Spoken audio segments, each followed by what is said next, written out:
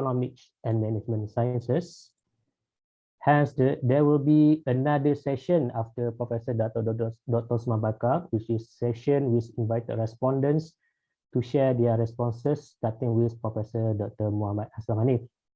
This is done so because we want to make sure the session will receive interactive responses by those who have tried to use Islamic philosophy in this Islamic economic and final research. And we want to look what are the responses that will be given to our main speaker. In other words, the session after the presentation delivered by Professor Dr. Osman Bakar today is an interactive session between the speaker, respondents, and the public audiences. In short, the tentative of this program will start with 50 minutes of lecture by Professor Dr. Osman Bakar as the main speaker, followed by 45 minutes of interactive sessions between the respondents and the main speaker, starting with Professor Dr. Mohamed Aslam for around 50 to 20 minutes, and then followed by any questions and responses by the audiences today. And at around 11 a.m., we will close the session for today, inshallah. Without further ado, if I'm not mistaken, is it Dr. Mustafa Omar Mohamed is here? Is he in the room today? Because if not, otherwise, he's supposed to give his opening remark for today's webinar. But if he cannot make it today because he's in Turkey right now, and right now Turkey is 4 a.m. So he said to me yesterday that he probably cannot make it up today. And then I think we will just start with Professor Dr. Osman Bakar to give his presentation. The session is yours, Prof.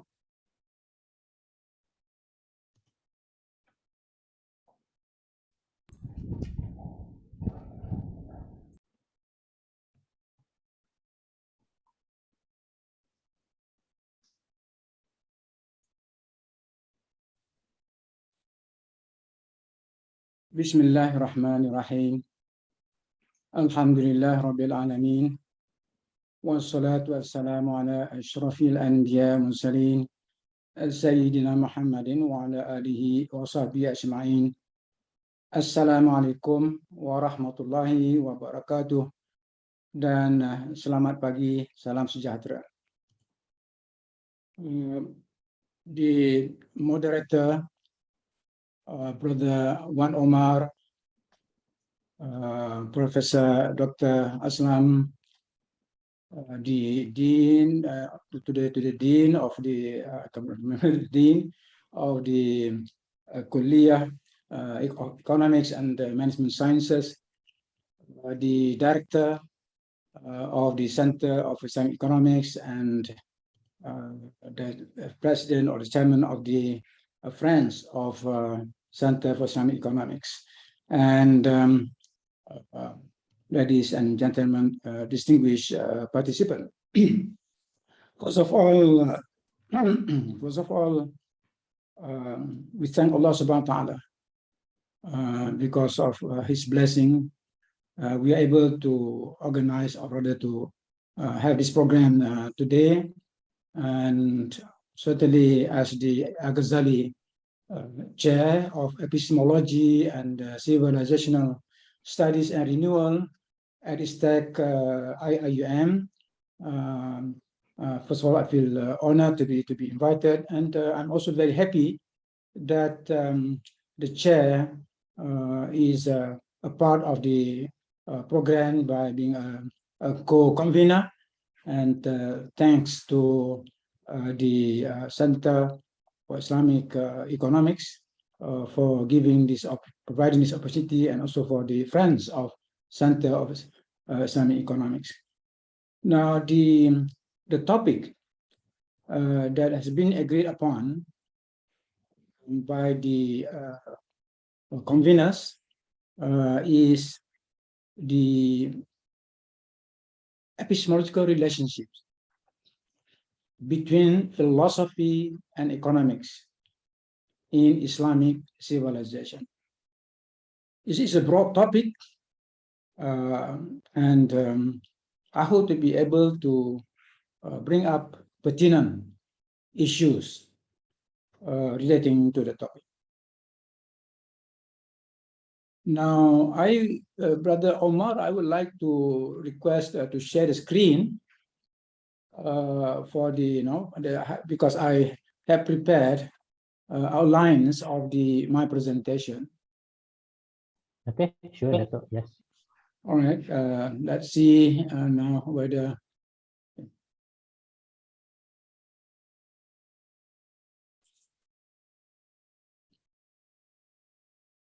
Can you see on the screen? Yes, Dato. Yes. Brother Omar? Yes, yes, we can see All the right, screen. all right. Yes, thank you, thank you.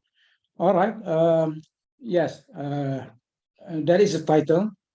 And let me go to the first slide where I've noted some points here.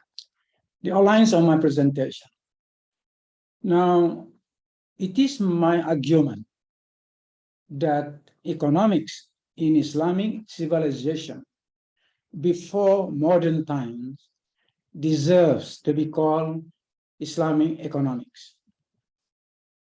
My argument rests on two general findings in my study of the history of Islamic philosophical thought, of which, or rather in which economics is quite an important component. Now, the first finding is that the economic practices and the pursuit of economics as a science, as a branch of knowledge, as an academic discipline, conforms to the principle of at-tawhid, principle of unity, which is based on the doctrine, on the idea of divine unity, which is expressed in Islam in the most general formula, La ilaha illallah, doctrine of divine unity. So this doctrine has been applied at all levels of society, in all areas of knowledge, and for a large part of the period of the history of Islamic civilization. So that is the general finding, the conformity to the principle of Tawhid, or expressed in a more philosophical way, divine unity. Now, the second general finding is that economic practices and economic thought, or economics, in the classical Islamic civilization conform to the Sharia. So these are the two general findings, which, as far as in my thought, my intellectual experience is concerned, of course, it's not limited to economics, but that applies to the other areas of Islamic thought. I'm more familiar with the field of science. That is my for a long time, that's my area of specialization. I'm not an expert on Islamic economics, but what I'm arguing is that the conformity to the principle of Tawhid and conformity to the Sharia, these are the the most fundamental criteria of Islamicity, not only in economics, but also in science. Yeah. So I'm familiar with the argument in science. Why is Islamic science Islamic? And what are the most fundamental criteria of Islamicity of Islamic science? And I would say the same as far as Islamic economics is concerned. The Islamicity of Islamic economics rests on the conformity with principle of Tawhid and conformity with the Sharia. That is my first point there. that I would like to emphasize. Now, it is unfortunate and that we do not really have a very good history of economic thought in Islamic civilization. Yes, we have some, but I think the economic thought, economics as a discipline, was a much richer experience, much richer achievement in Islamic civilization. Now, so my arguments are not through the study of economics proper, but through my study of Islamic philosophy. So through that study, I observed that there were two parallel traditions in classical Islamic economics. We have a few literature on the subject. Now, what are these two parallel traditions? First, what I call the philosophical scientific tradition, al-ilmi, scientific, and the emphasis there is the scientific nature of that tradition. We combine philosophical and scientific here, and I owe this term to Professor Syed Hussain Nasar. As far as I know, he was the first Islamic scholar in modern times to categorize this term, philosopher-scientist.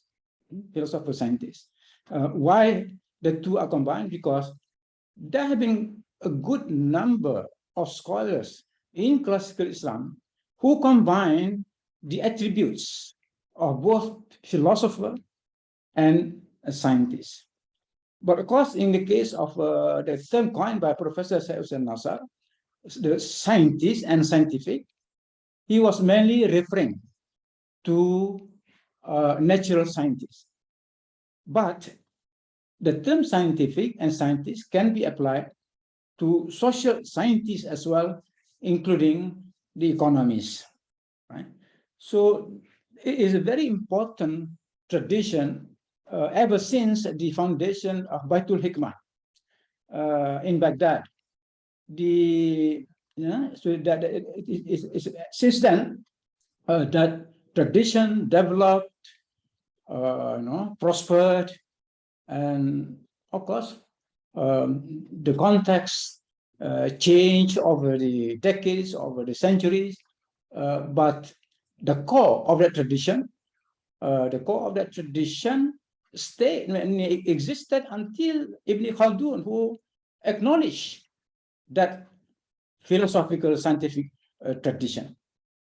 So this was the first tradition that I think in talking about Islamic economics, we cannot ignore the contribution of this tradition, precisely because economics was part of their concern. Right?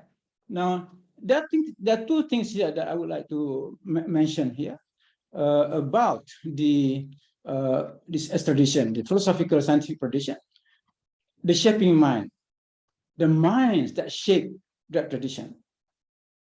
So I call just now philosopher, scientist, but if we include, and we can include social scientists, and certainly Ibn Khaldun himself belonged to this group of philosopher scientists because his history, the contribution, as we all know, the contribution of Ibn Khaldun is towards the philosophy of history, as well as science, as well as history as a scientific discipline. I think a good work by Mohsen Mahdi on this. In other words, Ibn Khaldun basically includes a historian as a scientist from his point of view. So we need to understand that shaping mind, that category of Muslim mind who belong to this tradition and the shape that tradition. Now, Of course, it's much more than having individuals with certain kind of mind, which is kind of philosophical and scientific mind, but it's also the supporting sciences. So for this particular line of tradition, what were their supporting sciences? Once it's supporting sciences, I mean, the individual scholars grew out of this curriculum of supporting sciences, what I call the philosophical sciences, and which Ibn Khaldun referred to as al-ulum al-aqliyah. That's a very important category. So, in other words, here we are talking about an economic intellectual tradition, which is based on the category of al-ulum al-aqliyah. That's the question of what experience mean. There have been different views, but I think the core is agreed upon by the people who belong to this tradition. So, and they had their own curriculum in science. The curriculum to produce these philosophers, scientists, it all began with Al-Farabi, Ihsa al-Ulum, which I discussed in my book, Classification of Knowledge in Islam. So that book was about the curriculum of the system of education, or rather that stream of Islamic education, how to produce intellectuals. Now, the other tradition in classical Islamic economics, which we cannot ignore, because it is a part of the whole to call this landscape, intellectual landscape that we call Islamic economics. This is the jurisprudential tradition, fiqh tradition.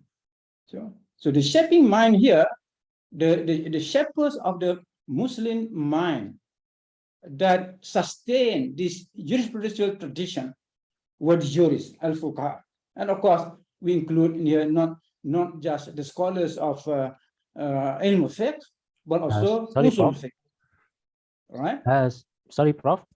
Yes. Some of the audiences, they say they cannot see your slide. Can you share it again? All right, to see me. All right. No, they cannot see the slides shared by you. Can see the slide? Okay. Can they see me? Yes. Yeah, we can but see you. But I actually can see the slide, but others say they cannot. So I think you can share it again, maybe. Yes.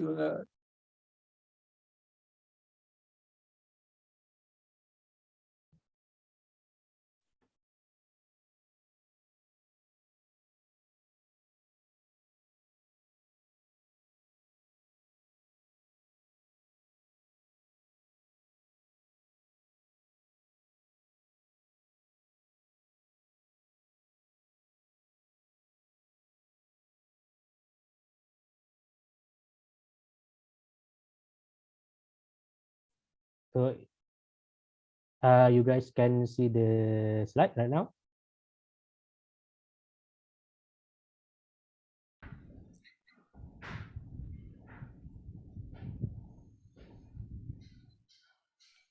Cannot, please. Still, because I can see the slide, you guys still cannot see the slide. So why don't you share it, Omar? I don't have the slide, Prof. Oh, okay, all right. So,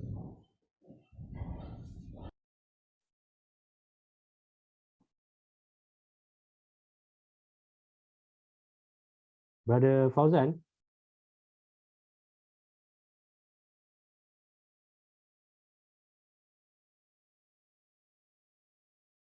Brother Fauzan, are you there?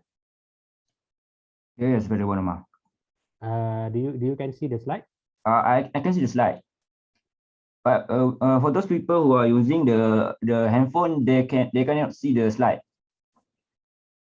Those who are using the PC, they actually can see the slide.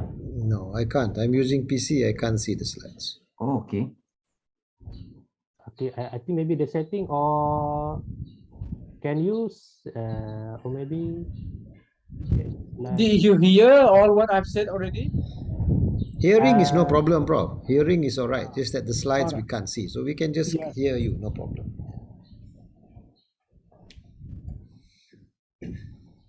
Sorry.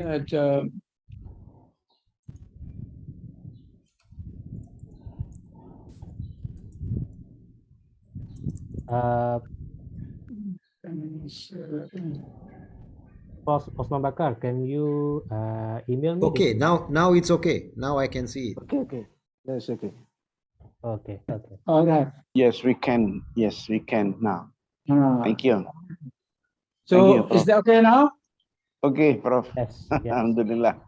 Okay, I'm sorry, all this technical thing. I mean, this something, this not really belongs to philosophy. Okay. All right. Now, where was I? I was thinking about the second tradition, parallel to the philosophical scientific tradition, was the jurisprudential, that's the key tradition. And we are talking here about the jurists, the fuqaha, those who both deal with the science of jurisprudence as well as principles of jurisprudence, usul fiqh. All right. Now, it was a tradition that even came earlier, or they came into being earlier than the philosophical scientific tradition, because of the close connection to the Sharia. All right. Now, as far as the supporting sciences, see, so this tradition also has its own supporting sciences, which are called the Sharia sciences, the sciences of the Sharia.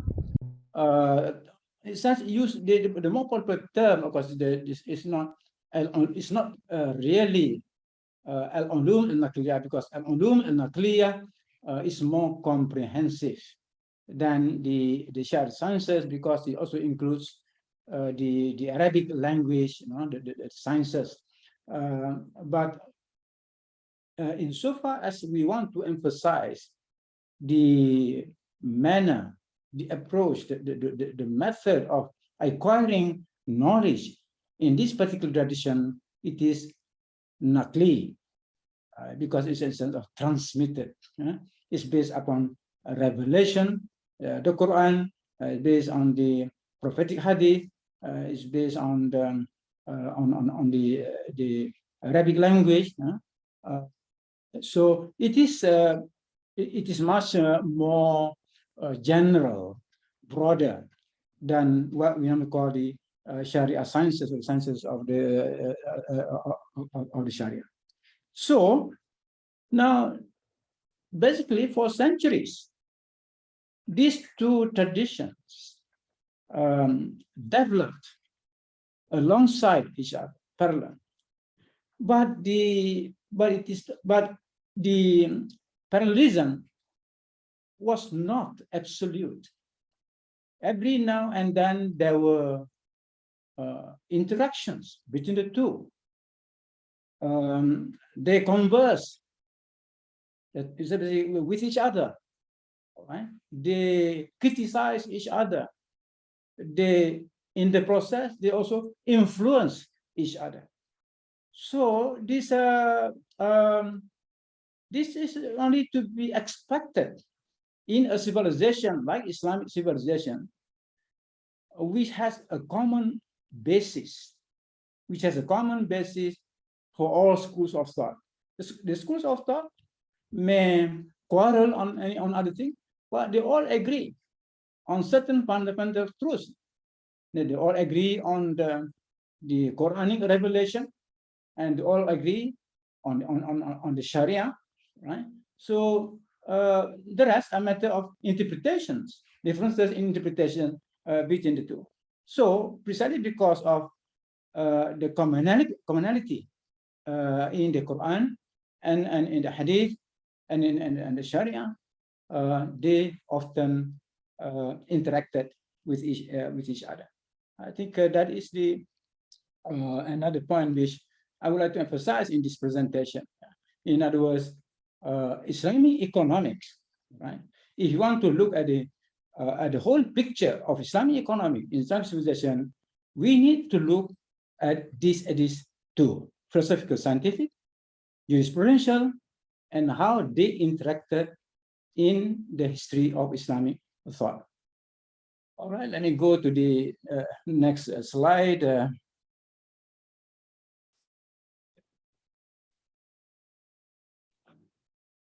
All right. Actually, this is my last slide. Now, it's just the point in point form. Now, the next topic, all right, that I would like to go, or the subtopic, the epistemological foundation of the two economic traditions. I've already emphasized the importance of the two traditions. So let us look at the epistemological foundation of the two traditions. As far as philosophic scientific tradition is concerned, then let's go to the two, and then we compare and contrast between the two. Say revelation, right? In other words, revelation is the most important source of knowledge, the most important source of data for philosophical study. Revelation. I put a bracket there, universal, because now if I go to the jurisprudential tradition, the epistemological foundation, the most important is also revelation. So they share that revelation, but then there's a difference here in terms of emphasis. In the case of the philosophic scientific tradition, the emphasis, the concentration is on the revelation, the revealed content of the Quran that is universal. What do you mean by this? What do you mean by this universal? Well, out of so many verses in the Quran, these people, this group, all right, concentrate on the teachings of Islam, the teachings of the Quran that are universal in nature. Now, it's very simple, the argument here. For example, if we look in the Quran, there are verses that begin, Ya ayyuhallazina amanu, O you who believe, O you believers. Now, another set of verses in the Quran say, Ya ayyuhan nas, Ya ayyuhan nas. Now, there's a difference between the two in terms of the scope of the audience which they want to reach. So in the case of philosophy, it is they are more interested, or they're more interested in this universal dimension of the Quran, those verses that not only apply to the believers, but apply to all humanity. That's what I mean. Yeah. So the Ilmi tradition concentrate on universal data of the revealed data of universal significance, of universal import. Right? Whereas the jurist, all right, the part of revelation on the particular, then the address to the, in a sense, the refers to the believers. Well, in the case of economics, for example, when you call it revealed data, the philosophers who interested more in economic thought, that is universal in nature. Whereas in the case of the fuqaha, they want to go to particular, say, economic laws, or the teachings of the Quran referring to the believers, like zakat, for example, right? Yeah. So this is the difference between the two. But otherwise, revelation is accepted in both traditions as the most important source of data. Now, the other one is question of reason. Yeah. In other words, we know very well reason plays a very important role in Islamic thought.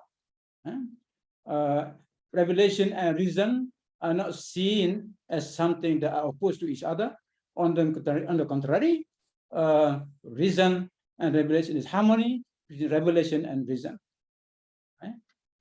revelation enlightens reason, and reason helps to clarify, reveal data. So reason was very important to both. Reason was very important to the philosopher and important to the fuqaha. But then, where is the difference? All right. Now, well, in the case of the philosopher scientist, the reason, or rather, the use of reason is more speculative. So they will also speculate on economic thought. But in the case of the fuqaha, the reason is more legalistic. It is more reason is more for the purpose to draw important, important conclusions about certain issues. The question of halal and haram, whether a new product is halal or haram, or it is recommended, or it is mubah, or it is makruh. Guided by that classification, the value of human activities. As we all know, the very important 5 categories of human activities. So it is legalistic. So that's what, in terms of difference between the speculative and the legalistic. So and then of course, in terms of inquiry, or rather another source of any data for the philosopher scientist group, it is social inquiry, include of course the inquiry of economic phenomena. So whereas in the case of the fuqaha, it is a legal inquiry. So we can make the contrast very different between social inquiry and legal inquiry. There is overlapping, but there are differences, at least in terms of emphasis. So let's say in our time now, students do kind of field work and study, go and interview people, or have prepare these questions for the people for subjects of this research. All right. So yes, you have that. So in other words, for Islamic economics, that is part of the inquiry, yeah? Part of the methodology in order to secure data for your analysis and so on. Now, the other one is question of goals. All right. For the philosopher scientists, certainly the goals are more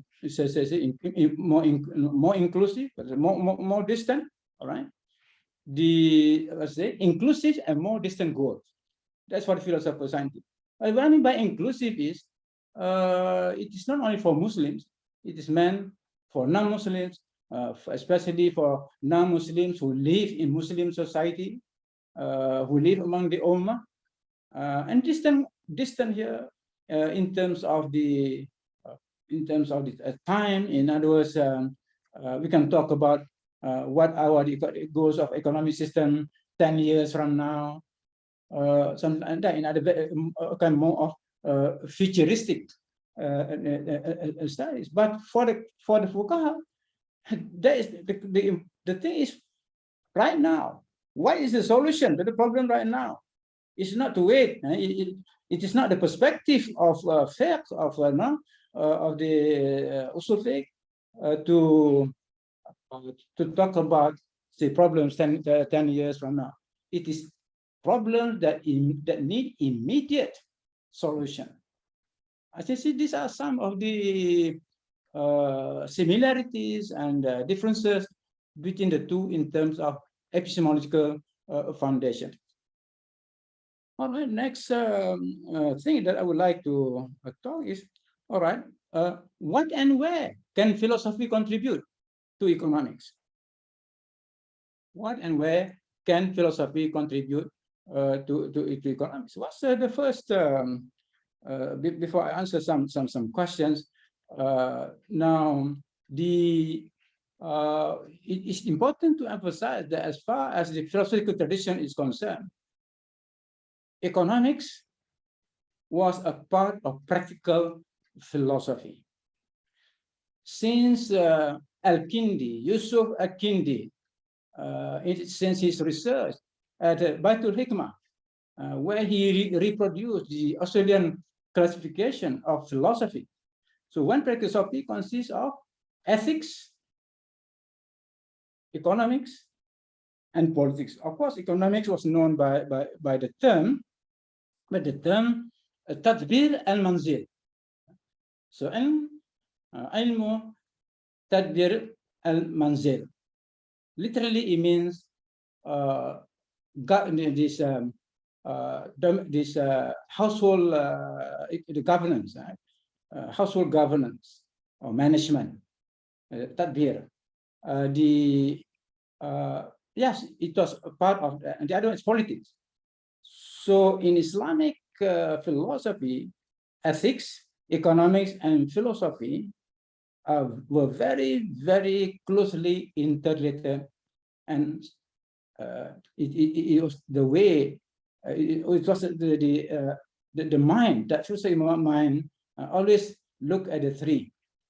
If you look at the classification of the latter philosophers, is the same thing. Yeah.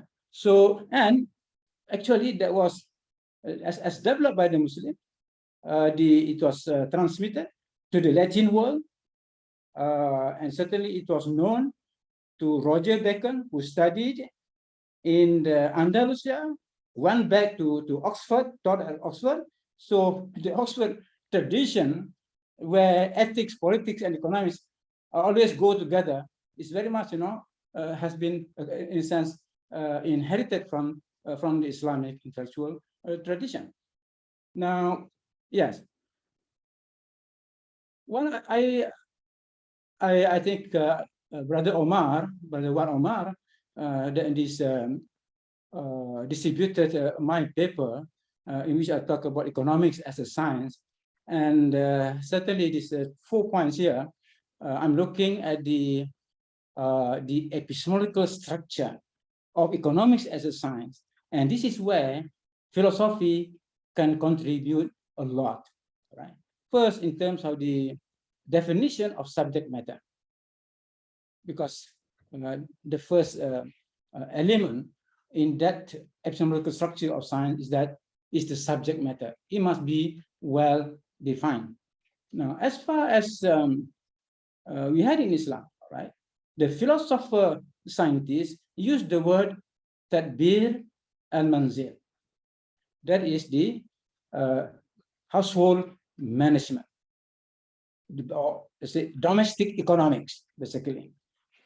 Now, what the philosophers meant by domestic economics is not simply just a simple kind of concern with the home of the family. All right. No, it is only the start. It is only the starting point, because in a sense, the whole Islamic economics, according to philosophy scientists, are based on the same principle, the same issues that concern the tarbiyah and manzil. In other words, in terms of the average family has to talk about how to acquire wealth for the family, how to spend wealth for the family, how to preserve wealth for the family, right? How to distribute the family among family members. So the same issue faced by the average family is going to be faced by the largest family in our society. So therefore, economics, from this perspective, whether at the level of the home or at the society, at the level of society, concerned with the same philosophical issue, or the same epistemological issues. It's about acquisition of wealth. It's about spending of wealth. It's about the preservation of wealth. is about the purpose of wealth. So the average family is educated on those issues, and the health of the family, the economic health of the family, would depend on how each family has been educated on this issue. I thought it's a very, very important issue that is still relevant to our times, because as we know today, one of our problem, financial problem, is precisely because we overspend thanks to the credit card and so on. I mean, we lose control of that. So philosophy contributes on how to refine the subject matter of economics. Yeah, not just be fooled away by simple terms. All right, we think that's very primitive, but that's why I think I would refer to the book by Nasruddin Tusi, Nasrian Ethics. So the topic is Nasrian ethics, but there's talk about this very, very a kind of wisdom of the economic wisdom of Tadbir and Manzil. Now so that's for us the philosopher scientist group. Of course, Iqtisad among the jurists, yeah, for the Judicial, is another term used, which is Iqtisad. Now, Iqtisad conveys the meaning of prudence, of moderation. Most of the time we know this moderation, but it's other related meaning. So the term that was popular among the jurists concerned with economic matters was Iqtisad. But what does that mean? I like that it can be translated as a kind of the golden mean, the moderation. In other words, it is very important why economics is referred to as moderation. Philosophically speaking, of course, it means that it is in the field of economics that the spirit of moderation manifests itself in the most glaring manner. So the economic man, if the economic man is not moderate, then I mean, so that society fails to achieve the wasatiyah character. So these two terms are very important to understand the philosophy of Islamic economics and the scope of Islamic economics. So of course, this can also apply to even to ideas. Imam Al-Ghazali wrote a book,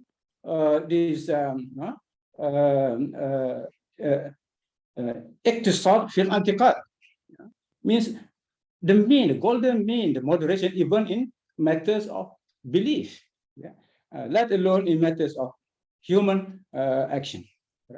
Then the next one, of course, the important element in the structure, the epistemological structure of a science or academic discipline is the assumption, or it's better to say multi-layered foundational assumption, not just one layer. It's like building a house here, where the house is built on several layers of foundation. So here, this does not apply to economics only, applies to all sciences, but it is the role of philosophers of economics, scholars of economics, to look at this issue. What are the assumptions that the people in the field of economy have to make in order to carry on their study, in order to pursue their science of economics? And here I put here, what are the layers? The bottommost layer is theological, metaphysical. It must be in the mind of people pursuing economic as well, not only science, but economic. Except that in economics, what we mean by theological, metaphysical, we are referring to the attributes, the qualities, the names of Allah subhanahu wa ta'ala in relation to economic activities. Allah has many names. One set of names for certain kinds of activities, and the set of names for other kinds of activities. In the way how Allah governs the universe, especially govern the world of nature, which is closer to us. So here I argue that Allah the economist, Allah the economist, look for the dimension of the dispute of Allah as the economist in the world of nature. For example, in one verses of the Quran, Allah says He hates the wasters, those who waste. Yeah, God hates waste. God has zero tolerance for waste. There's no waste in the world of nature. That should be imitated by human being.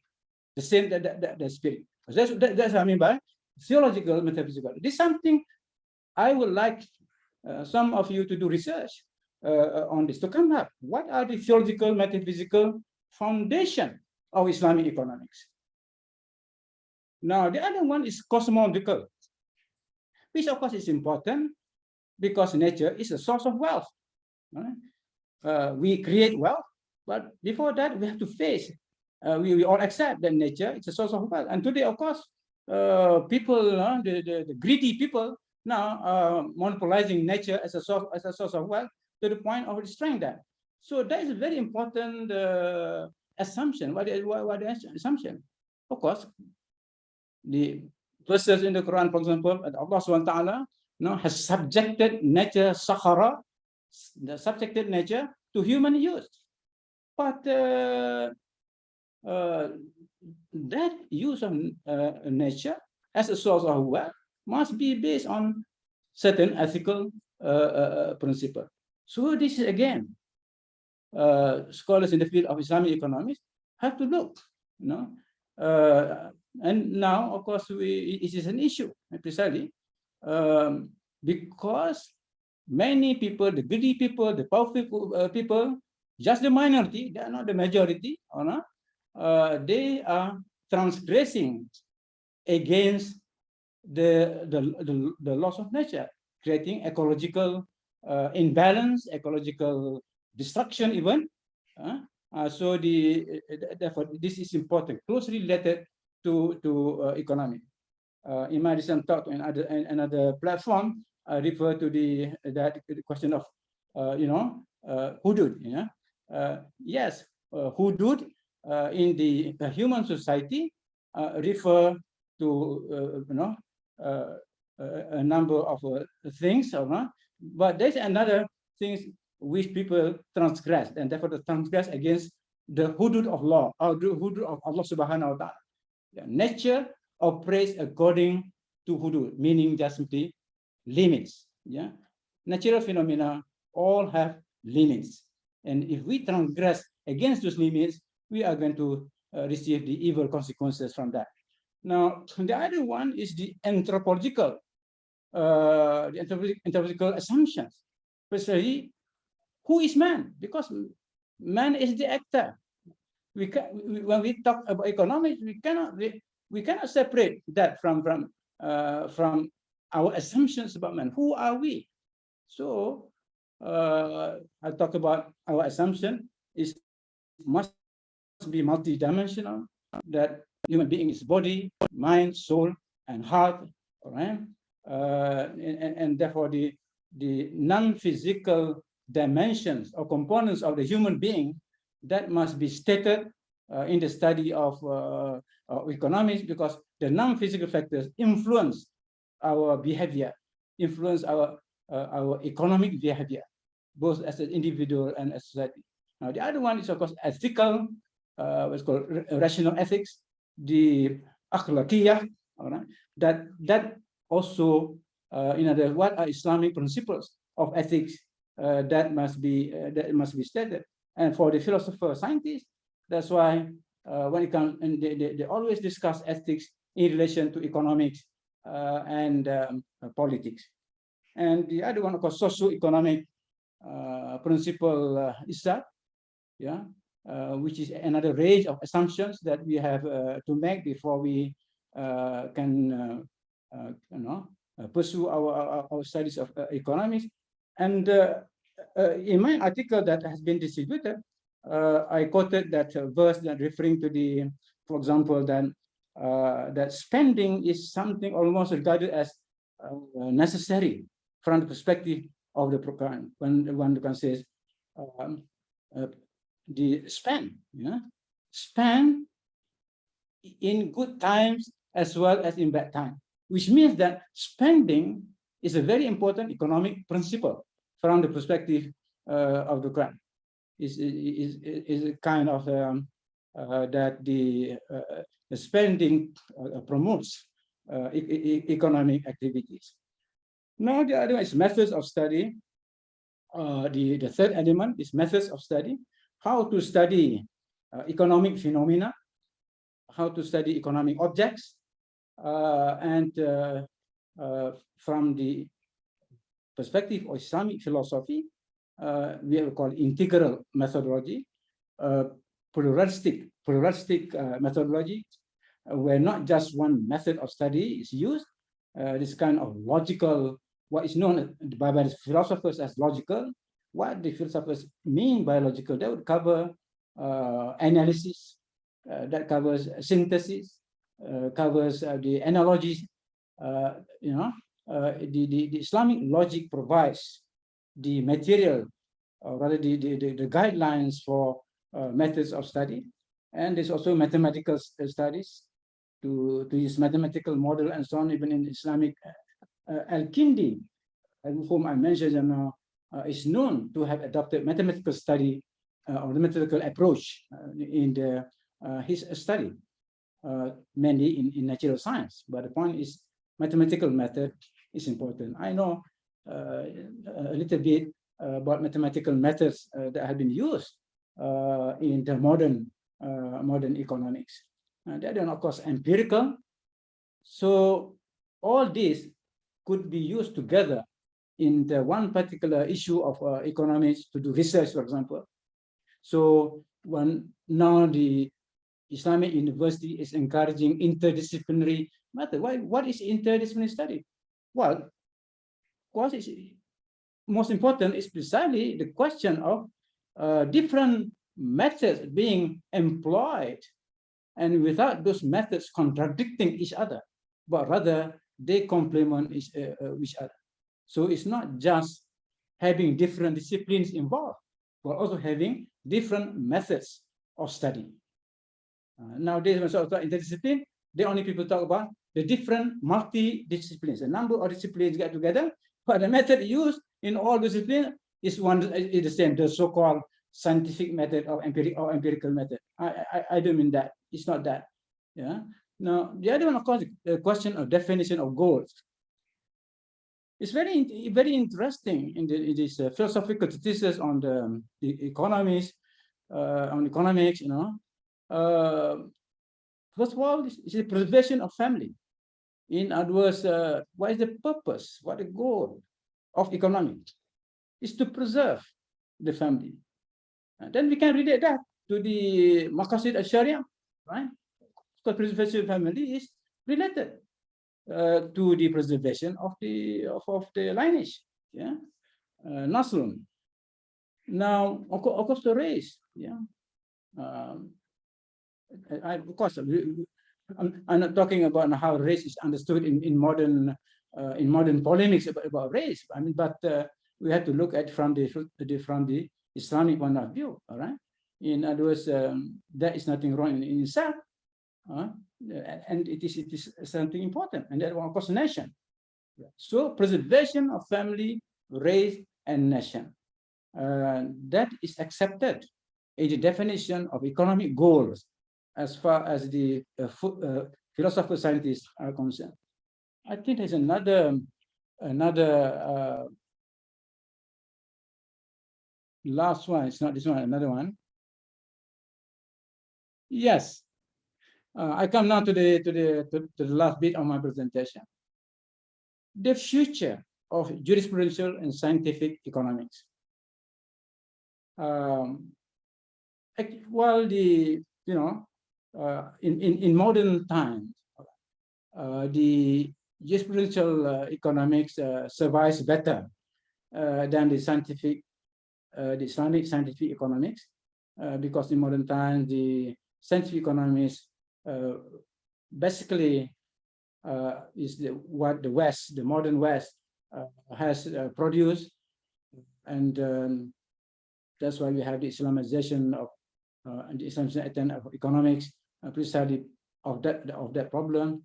But in terms of the jurisprudential economics, it survives better, as I said, but then it is not up to date. It does not keep pace with the problems, with the issues that have cropped up in modern times, which require our contemporary fuqaha to deal with this. But my question here, I'm interested as a student of philosophy, I'm interested in this. Is a unified theory of the two traditions possible, especially in the light of the present condition? I'm interested in that question. In the past, as I said, there were times when they interacted well. Sometimes they just simply went their own way. But perhaps there is a need for the jurists, for the fuqaha, and the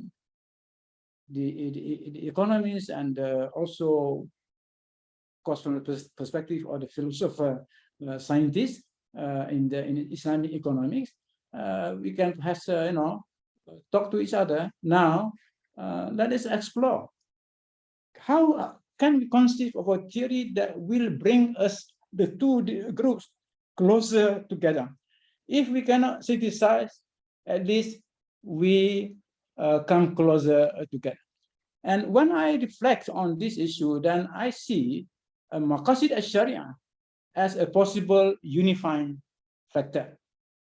So to look at maqasid al-sharia as a unifying factor of the two traditions. Yeah. So and in the past, the philosophers dealt with the issue of maqasid al-sharia, but from their perspective. All right. So it's not just the fuqaha who are interested in maqasid al-sharia, but also the philosophers, because it all boils down to the issue of, now, what is the purpose of God, the purpose of Allah subhanahu wa ta'ala giving the sharia?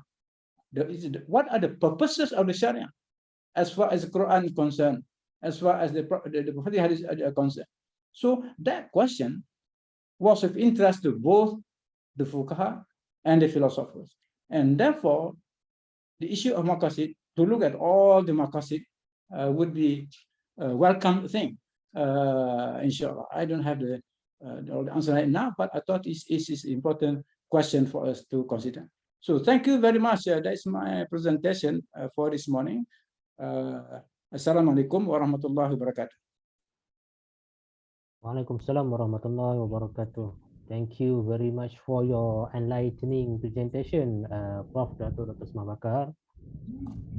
And now we move to the next interactive session, where we would like to have an interactive activities between the main speaker and the invited respondents, and also the public speaker. We will start with Professor Dr. Mohamed Aslam Haneef first, since his vast experience in dealing with the effort of constructing Islamic economic frameworks using Islamic philosophy 4 years, and have contributed numerous numbers of papers on it.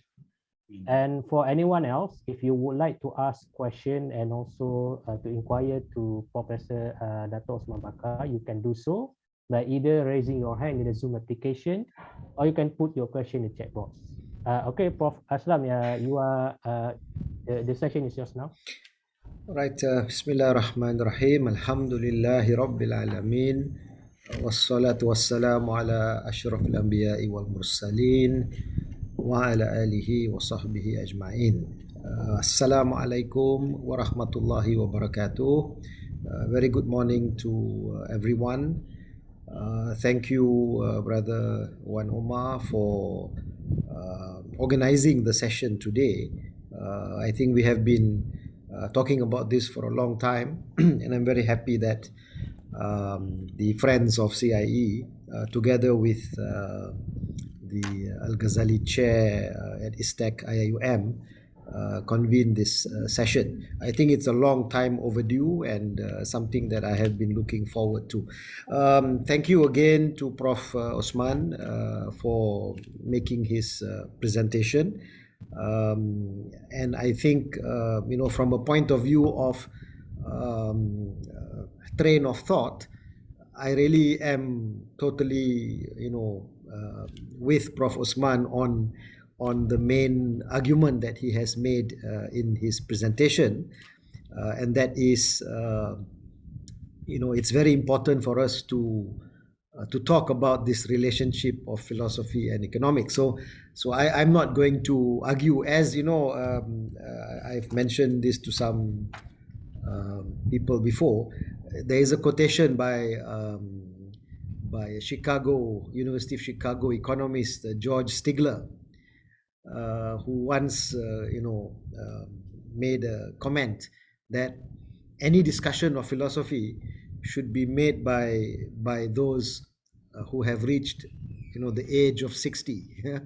So meaning to say that for an economist like him, and Chicago School, of course, is a very established school and has a certain approach to what they call positive economics.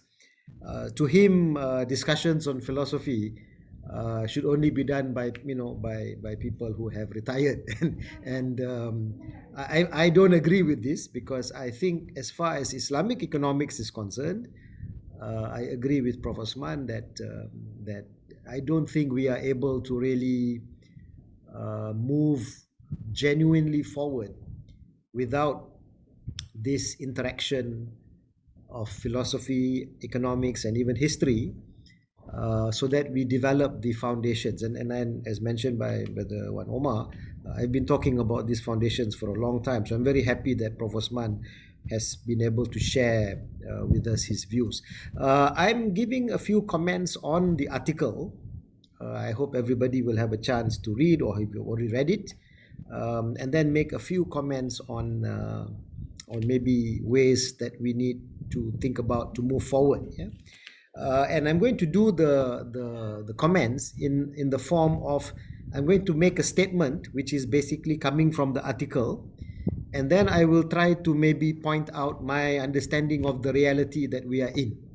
When I say we, I'm talking about Islamic economics, and more specifically maybe in universities that are promoting Islamic economics, or scholars who are trying to promote Islamic economics. So I make a statement, and then I give what my understanding of the reality is. Okay. So the first statement from the article, which is, I agree, philosophy and history are important contributors in developing contemporary Islamic economics. Now, and Prof. Osman has given his reasons why he has said that. Now, what is the reality? I think the reality is very few scholars in economics are seriously working in this area. As Prof. Osman himself said, he is coming to this topic from the background of somebody who did philosophy of science. Yeah, so he is not an economist, and that is, the reason why that is the case is because you can count, I don't know whether even one hand is necessary. You can count the number of people globally who are actually interested and who have specialized formally in this area. Okay, it's very, very difficult to find scholars who can say that they are philosophers of economics or Islamic economics. Okay, we don't have that. Why is that the case? Well, I think economics being the discipline that it is, You have a lot of people who feel that any discussion on philosophy or history, is overly academic, abstract.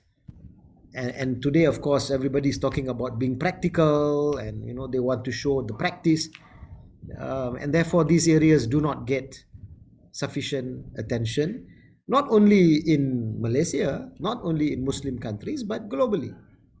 All right, and this is very, very sad, because what is philosophy if not asking us to be critical of whatever it is that we are studying or we are analyzing, right? This idea of questioning whatever is put forward to us, all right? And questioning is even sometimes frowned upon, even in scholarship, all right? Especially among, let's say, our Islamic scholars, questioning traditions, questioning the views of past scholars are not something very easily accepted. Yeah. Sometimes we have a position that while the Quran is absolute, the works of scholars are not. And yet when you question certain established writings, or not question in the sense of saying that they are wrong, but questioning whether or not we should continue with, let's say, a certain way that has been presented 1,000 years ago. We want to add on. We want to give something that will take this discipline forward so that it can be applied today. It's not an easy thing to convince some of the more traditionally trained scholars that this can be done. Yeah, I sometimes joke, Prof. Osman, I don't know if I had mentioned this to you. We have in IUM, of course, a Kuliah of Islamic Revealed Knowledge and Human Sciences. And you have departments, Quran and Sunnah, Fiqh and Usul Fiqh. And the courses that they teach there, I would argue, are actually, the content is actually ulum aqliyah, although the basis may be something which is naqliyah. Yeah. But when you question the courses that are being taught, sometimes they consider the courses as well as being revealed. Maybe because the name of the kuliah is Kuliah of Islamic Revealed Knowledge. Yeah. But that revealed knowledge has been interpreted by all of these scholars, put into courses, into courses that they teach. So it is the use of aql, right? So I'm just trying to give this example. It may not be the best example, but I'm just saying that philosophy helps us to question, and we have to also question our own tradition, not to mention what Prof. Osman is saying in the article, and that is we must question modern economics, the foundations of modern economics. So that's the first point. Philosophy and history are important, but the reality is that this is not being given attention in our circle of scholarship. The second point, the article discusses the four elements of what it takes to be a science or an organized body of scholarship, right? For example, I think Prof. Osman talked about it must have a subject matter. There has to be premises or the assumptions that we make. It needs a methodology or methodologies. And finally, there must be a goal or aim. Yeah? So if an organized body of knowledge or a science wants to be called a science, then it must have these four elements. And I will agree that economics does have those four elements. However, we have not really done enough work to question current modern economics from these four components. In other words, what is the subject matter of modern economics? Is Islamic economics going to have the same subject matter? I may even argue that yes, most of it may be the same domain, but there could be other areas that are not in modern economics that would be in Islamic economics, especially since it will also have to include let's say, studies of the Quran, of the Hadith, of the certainly of ethics and morality. It would be included in Islamic economics, whereas modern economics, especially of the neoclassical school, may not recognize these areas. So we have to be able to critically evaluate these four components of modern economics from an Islamic perspective. But we don't have, I think, enough work done, and I agree with Prof. Osman. Although, I think, to be fair to the discipline, over the last 30 years, we do have a few scholars, quite a number of scholars actually, who have been trying to work this out, but maybe not in an organized way. So not enough work done in order for us to look at the discipline from that four components. Okay, so we need to put in a bit more effort. The article focuses more on the foundational aspects of Islamic economics, especially the premises. And I think this is very important, although I think even the other three are important, but it's difficult to do in one article. So Prof. Osman, I think, gave a little bit more focus on the epistemological issues regarding some of the foundations. For example, when talking about Homo economicus, or the economic agent that we are studying, what are the characteristics of that agent in Islamic economics? What is his nature? What are his goals? How does he go? So the article tries to give some very general discussion from the point of view of some of our classical or our scholars in Islamic scholarship. I agree fully. I wish that we can adopt this approach when we want to develop Islamic economics. Look at the foundations. Unfortunately, and I say this, and I have been saying this for quite some time now. Economics probably has lost some of its, let's say, main thrust. And if you look at Islamic economics, for sure, the last 25 years, if not 30 years, has been all about Islamic banking and finance. There has been lots of works on this, but not enough attention on the foundations of Islamic finance or the foundations of Islamic banks. As one, I remember a scholar talked about 30 years ago, rather than trying to develop the different instruments that you need for Islamic banks, we probably should have asked the question, do we need banks in the first place, especially banks that we know today? So not enough discussion, questioning. So again, that philosophical approach to economics, the critical, the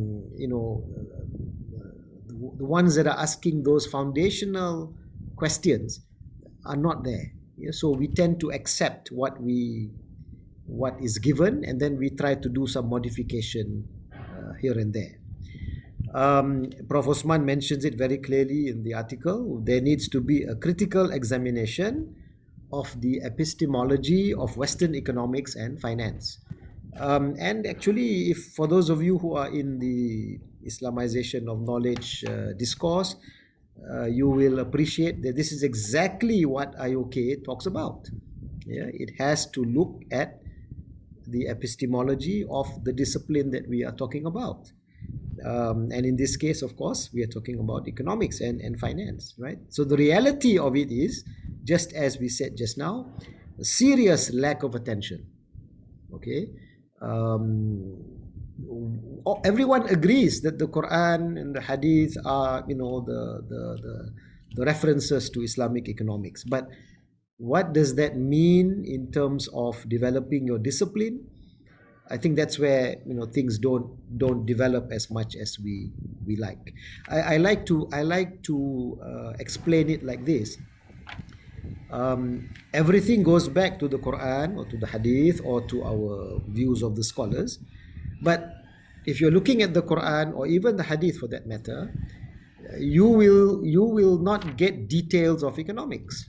So when you want to develop the details of economics or the economic framework, we have to use akal. And in a way, it is developing the economic story. Yeah?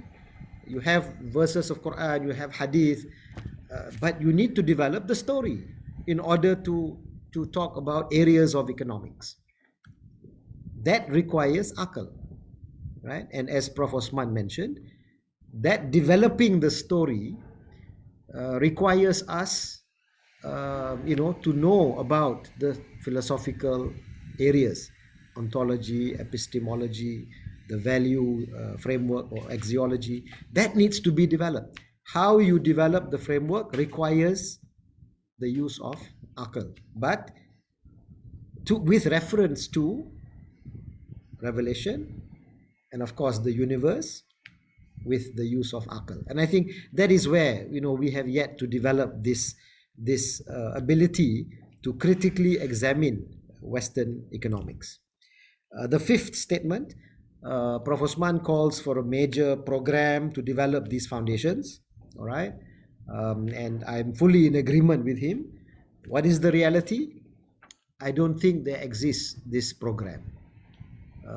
Individual scholars have written on this for the last 30 years or so, but I don't think there is a proper program.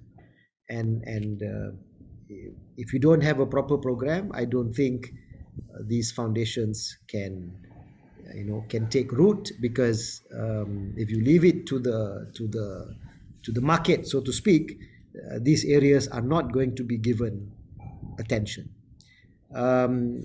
Muslim philosophers, especially those from the peripatetic or Mashai school, had written quite a bit of this, what Prof. Osman termed as the ilmi school, the theoretical school, and he named a variety of various scholars, Al-Kindi, Al-Farabi, and so on.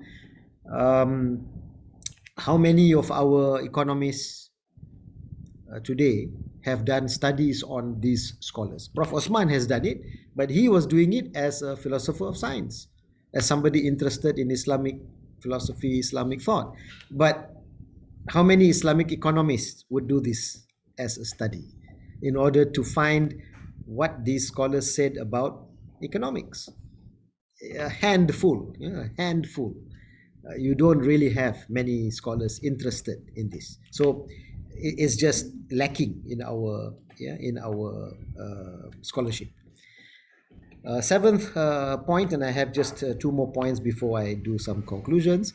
The two traditions as mentioned by Prof. Osman, one is the ilmi tradition and the other one is the fiqhi tradition. I maybe this is where Prof. Osman may want to comment back here. I think, as we all know, we have a major challenge in our society today, and that is whenever we use terms like Sharia, fiqh, when we talk about ulama, when we talk about fuqaha, unfortunately, this always goes back to the legal domain. Yeah. So my question is, when we use the term ilmi and fiqhi, I think the way to bring them together is to actually stop this dichotomy, because we seem to always talk about fiqh and we talk about the legalities. Now, this is true. Prof. Osman is giving you, this is how it developed. But is that the way it should continue to be? At the end of it, he talks about the maqasid sharia as the way forward. But, if the sharia is also understood as law, then the only thing you are adding is, it is the objectives of the law, but it is still the law. I would like to look at the sharia as beyond the law. Sharia as a guidance, as a total guidance, right? So it has to include the ethical domain. It has to include the aqidah domain. We have this diagram that we show in slides. Yeah, we put the sharia, and then we will say, I can't remember, was it Islam? And then we will put sharia, aqidah, sharia, and then akhlaq or something like that. And then we put economics under the Sharia. Okay. Now, where did this come from? Somebody may say, well, maybe it came from our classical scholars because they termed it as a Sharia science. If I'm not mistaken, Prof. Osman, Al-Ghazali, when he made his classification of knowledge, I think what we call economics today would come under the Sharia sciences rather than the Ghair Sharia. Yeah, I think there's Sharia science and the Ghair Sharia. So it comes under Sharia science. But when somebody today understands Sharia as the law, then what do we expect? Economics will be developed looking at it from a legal perspective because we understand Sharia to be law when it should be much more, right? So I really think that it's very important for us to do, what Professor Latas has, said in his writings, get rid of this corruption of knowledge where knowledge and concepts have been narrowed in meaning, yeah. And in the case of this fiqhi tradition, it's just limited to the law, right? And fiqh, as I'm sure some of you know better than me, it means understanding. Yeah, it means from that hadith of tafaqquh fi din, you are talking about understanding the religion, not just the law, right? So I feel that this is maybe one of our major challenges. Yeah? And the 8th point is, if Prof. Osman is saying that we need to integrate these two traditions, the Naqliyah and the Aqliyah, we need to integrate it. Yes, I think that's what we need to do, right? But are our scholars there who can do this? Because if you look at economics today, Islamic economics today, we still are dominated by people who have studied modern economics on the one hand, and on the other hand, people who have studied fiqh. So you still have two groups of scholars. Yes, they interact together, try to integrate, fine, this may work, but we really need to create the Islamic economist. So Prof. Osman mentioned, bring them together, bring the fiqh fuqaha, bring the economists together. Okay, this can continue, it should continue, but we also need to develop the Islamic economist, the one who is comfortable with the Turath. And when I say Turath, I'm not talking only about the fiqh dimension, but the entire Turath, or at least parts of it that are important. And when I talk about economists, I'm not talking about the neoclassical economist. I'm talking about the person who understands economics is that body of knowledge, that field, which is more than just neoclassical economics or mainstream economics. We need to develop this Islamic economist. And I think it's a very rare find today. You're not going to find them ready-made. There may be 1 or 2 or 3 people who have confidence to do both, but it's not there yet. Okay, now finally, I just want to make a couple of suggestions. What do we need to move? Prof, yeah. Sorry, you have 1 more minute, Prof. Yeah. I've just got another 3 points, short points. 4 short points. Firstly, we need to have scholars working in this area, this interface between economics, philosophy, and history. All right, so we need people in this area. Second point, we're not going to get these people without intervention. In other words, we cannot just leave it to scholars and universities, let people choose whatever they want to do. We need to have a directed program. So I agree 100% with Prof. Osman. We need a program to develop this area. This needs people and funds. Okay, people, I would say, besides the academics, we need to have our PG program, postgraduate program, focusing on some of these areas and providing some scholarships for people to do research in this area. Third point, while the current trend will continue, meaning to say that the way Islamic economics, Islamic banking finance will continue, it's not going to stop. We need to have that directed program developing another approach where they do look at these foundational issues, etc. All right, so that's why it needs the intervention. Finally, we have to really, in that approach that we are going to put forward, we really need to start even at the conceptual level by cleansing our concepts, yeah, that we want to use. And I think I gave examples earlier, concepts like sharia, fiqh, ulama, fuqaha. We really have to take a wider view of things, and and don't leave Islamic economics to be developed by the modern economist or by the fuqaha. We need the Islamic economist. Wallahu a'lam. Assalamu alaikum wa rahmatullahi wa barakatuh. Okay, thank you to Professor Dr. Muhammad Aslam. Do you want to give your responses right now, Prof. Bakar?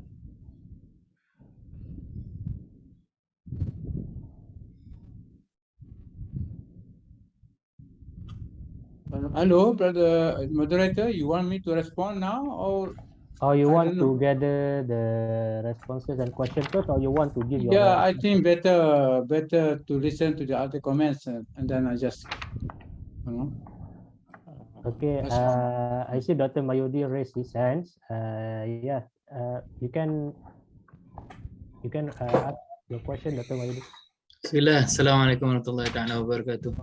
Thank you very much to Mr. Omar, the moderator, and also the organizers. Okay, as always, your session is always thought-provoking, Prof. Osman, Bakar. Thank you for that. And as always, also Prof. Aslam will be very provocative in trying to look at the way forward, and alhamdulillah for that. So it's a nice combo there. So my comment would be, or rather my question first.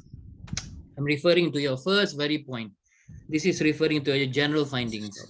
So you said number one is actually conformity of aqidah, the divine unity, before which you explain about conformity with Sharia. So I'm referring to the first point, which is conformity with aqidah.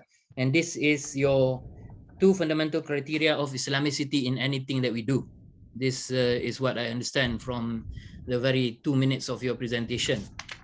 So my question is, when you refer to that subject of or science of aqidah, do you refer to specific sciences? I mean, are you now depending on ilmu kalam to come with that criteria or justification on whether it is in line with the right creed and with the right creed in Islam, or you're referring to philosophers who talk about Islamic Neoplatonism, okay, where you have the God and first intellect and second intellect and so on. So so is that what you're referring to? Is either kalam, I think the way I see it is either kalam or philosophy, Islamic philosophy there, when you are referring to that conformity to the Aqidah. Which field gives the more right criteria or judgment on that particular issue of Aqidah? Okay, that's my question, number one. Number two, when you're referring to your last slide, you're talking about the combination of theories. I, for one, would see that Ibn Khaldun has done it well, where you have the combination of, in fact, all three. You have ilmu aqidah, ilmu fiqh, and also tasawwuf. Of course, some of you might know that Ibn Khaldun himself wrote on tasawwuf, and then one kitab. And then the other one is actually the fact that in Muqaddimah itself, he actually identified his teacher, Sufi teacher, Abu Mahdi. It is there, Abu Mahdi. So he actually named his Sufi teacher. So that reference to all three tracks of Islam, Islam, Iman, Ihsan, is very much intact, so much so that one can say a basic standard of Islamic sciences, in this case social sciences, is given by the Muqaddimah itself.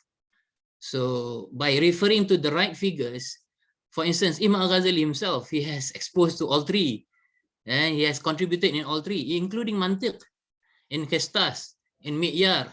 So all that is Al-Mustasfa in Fiqh and so on. So in Ihya, Tasawwuf. So these figures are actually figures whom we can trust, whom we can depend on for guidance on the way to do integration. So your comments, please, Prof. Thank you very much. Assalamualaikum. Salam, brother moderator. This one, I think, I have to be answered, Professor Mahdi, Dr. Mahdi's question, because I think there needs immediate response from me. Professor Aslam, I can postpone later.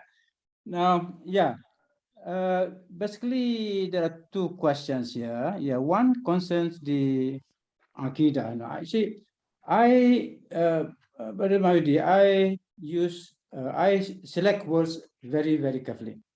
So what words I don't mention, there must be reason also. Yeah, that is important. So because our discussion here is about relations between philosophy, more generally known as falsafa, the technical meaning of that philosophy. Even falsafa itself has different schools of thought. So therefore, that does not include what is called ilmu kalam or ilmu tasawwuf, because we have very quite precise. I mean, otherwise we cannot really come to any full conclusion. So basically, it's limited to the epistemological relationship between falsafa and economics in Islamic civilization. That is our concept. Now, the question of and I did mention earlier in my statement also, I said my two findings about conformity to principle of Tawheed. I don't use the word Aqidah, because well, I mean, yes, Aqidah pertains to Tawheed, but the word Aqidah has certain connotation in the minds of certain people. In other words, when you mention the word Aqidah, some Muslims already have their fixed ideas, what they mean by Aqidah. Okay? Of course, they mean referring to the beliefs of the believers, that are the Aqidah. But of course, Aqidah itself is interpreted that there are different schools in Islam interpreting what the Aqidah is. I don't want to go into that. I think that's not the purpose of our thing. So I said in my finding, conformity to principle of Tawheed and to the Sharia. Again, the Sharia, what the philosophers meant. Because I said in my finding, based on the study of history of philosophical thought in Islam. And people have different understandings of what Sharia is, but I'm referring to what the philosopher understand by the Sharia. What Fadhli mean when he talks about Plato's laws, Plato's Sharia, the idea that Sharia has been given to different communities throughout history. In fact, it's based on the Quran. Every prophet has been given an Aqidah and a Sharia. You want to use that, understand? So therefore, that's important. So therefore, it does not include. It does not include the ilmu kalam, which is very interesting, which is own history. Certainly, in talking about economics, also we need to refer to kalam. But we are limited here, as far as you are concerned. But I emphasize Tawheed because, based on the universal Islamic perspective, Tawheed is the message of all the prophets and messengers from Adam and Isa until our time. All right? And it is also the message of whom we call the hukama, the sages, even before Islam. Of course, there have been debates among Muslims whether how should we evaluate Plato, how should Aristotle. But since we have to be historical as well, we are academics, you know. Therefore, what actually happened in history, in Islamic history? What happened in Islamic history? The first time there was an Islamization of foreign knowledge was towards the legacy of Aristotle. So Aristotle was Islamized by the school of thought called the philosophers. There are many things. Therefore, when they say they were followers, but they only follow Aristotle in those matters which they saw there's no contradiction with the Quran, with the teaching of Islam. So people, some Muslim scholars say, de-Islamized Aristotle. Muslim philosophers have Islamized that. So it was that Islamized Aristotle that influenced Al-Kindi, that influenced Ibn Arabi, influenced Ibn Sina, and which Al-Ghazali admitted that Plato and Aristotle believe in one God, believe in the hereafter, believe in the divine laws, at least in principle. So Aristotle played a very important tradition in Islamic philosophical tradition and also in economics, because economics appeared as a branch of practical philosophy in Aristotle's classification of knowledge. Yeah. So I think we have to take note of that.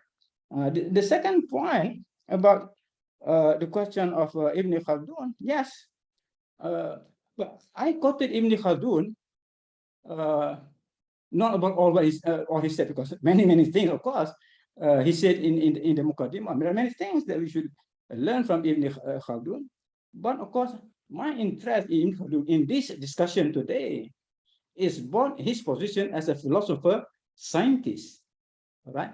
In other words, we can accept Ibn Khaldun, of course, first as historian, but he was the first person who created history as a scientific discipline. That is important. He was the first real philosopher of history, the first founder of history as a scientific discipline. That is why we owe Ibn Khaldun. Yeah, that's my interest, because that's in the context of my topic. He belonged to the philosophical tradition, the scientist. But we know also, I mean, he was very, yes, he was knowledgeable about the jurisprudential tradition. That is one thing. So this is related to also to what Prof. Aslam, the issues that he raised. In other words, there are individuals, and there have been individuals who belong to both traditions. The more we have people who belong to both traditions, the better position was. In other words, then there are kind of intellectual bridges between the two traditions, and that's we are lack of. I thought Islamic University, IIUM, should produce more people who are bridges between these two traditions. And we have not given up that hope, inshallah. I think that's okay. Okay, this is my response to that. Okay, anyone else would like to share their responses or give your inquiries to Prof. Bakar? Sorry? No, I mean, is there anyone else would like to share their responses or maybe give your inquiries to Professor Bakar? Because if not, I would like to read some of the responses written by our alumni. Dr. Walid Adas is now in the Islamic Development Bank, Rabat, but he cannot join us today because in Rabat he said it's 2 a.m. So he wrote to me some of the responses after he read your article, Prof. First point, he mentioned that Quran and Sunnah, not only the saying of the philosophers and scholars of the Islamic tradition, should, in my opinion, be the basis of any Islamic philosophical foundation of the subject matter of economics. And then his second responses are the exemplary models from within the prophetic teachings and the stories of Prophet Shu'aib, as an example, or the Prophet Yusuf alayhi salam, who managed with excellence the consumption and saving balances during a time of income volatility or trade cycles, may be recommended areas for future citation or research. So maybe you can respond for the second question or not. For the third one, he mentioned that there is a need to discuss the nature and significance of economic laws from an Islamic perspective. I argue that Islamic economics still a discourse in methodology, and as such propose to move away from a dialogue in precepts to an action for practice, since I believe much in the earlier approach of Islamic Golden Age that they were emphasizing more the practice as against the discourse on precepts and or philosophy. And his last point is the human concept of insan and mu'min are also important, since insan is more akin to homo economicus, while mu'min is a higher state of awareness, and their economic behavior and outlooks are totally different based on different micro foundations. You able to get all the points, all the 4 points, Prof? Or you want me to go one by one?